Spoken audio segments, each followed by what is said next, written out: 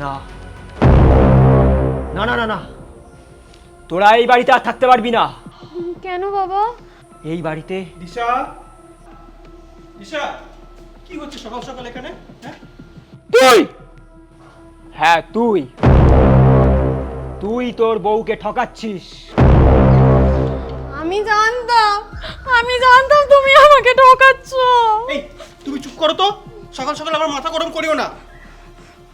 আপনি এখান থেকে যান, যান এখান থেকে, আমাদের কোনো ইন্টারেস্ট নেই আপনার ব্যাপারে। যান।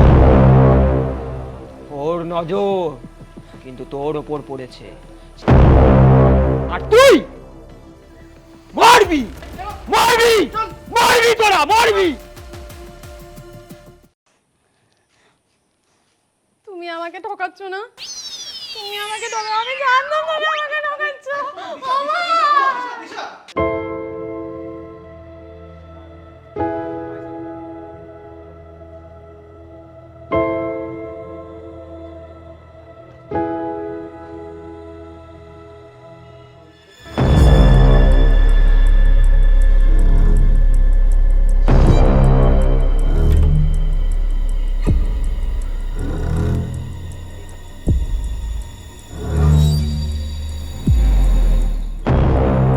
কি তুমি এখন এখানে? তুমি তো ডাকলে আমায়। কিন্তু আমি নিচতলায় গিয়ে তো দেখলাম তোমার ঘরে তালা দেওয়া। কখন আসলে তুমি?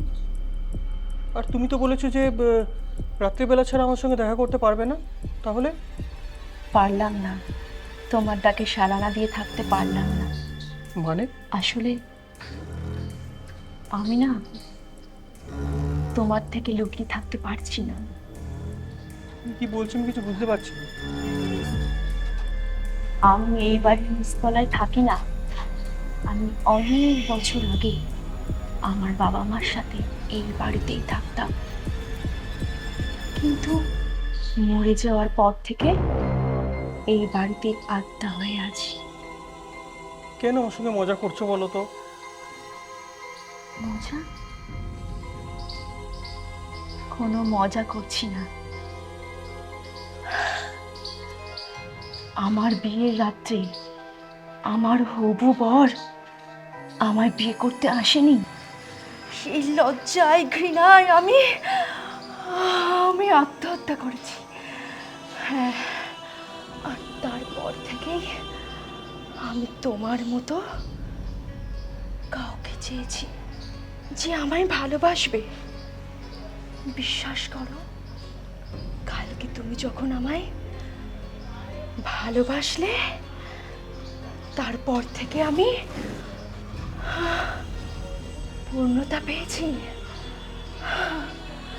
কিন্তু কিন্তু কিন্তু কিন্তু কি? তোমার ওয়াইফ দিশাকে তুমি ডিভোর্স দিয়ে দাও।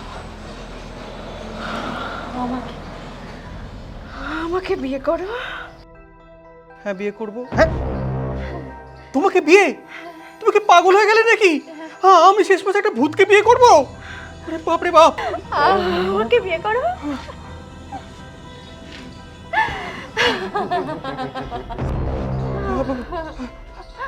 আচ্ছা ঠিক আছে, ঠিক আছে, করব করব। আমি এখন আসি। হ্যাঁ, আরে বাবা রে!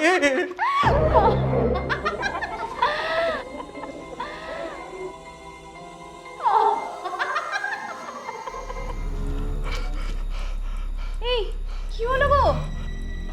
একটু জল দেবে? এই নাও। কি আবার শরীর খারাপ করলে নাকি? কতবার তোমাকে বলেছি একটু ডায়েট আর এক্সারসাইজে একটু নজর দাও, তা না সারাদিন শুধু কান্দে পিণ্ডে গেলা। বসো বসো। আমি এদিকে ভূতের খপ্পরে পড়ে মরছি, আর তুমি তোমার সেই ডায়েট নিয়ে পড়ে আছো। ওই মানে তুমি ডায়েট ছাড়া আর কিছু ভাবতে পাও না, না? তুমি, হ্যাঁ তুমিই দায়ী এসবের জন্য। আমি? হ্যাঁ তুমি। কি হয়েছে সেটা তো বলবে। বলছি শোনো মন দিয়ে,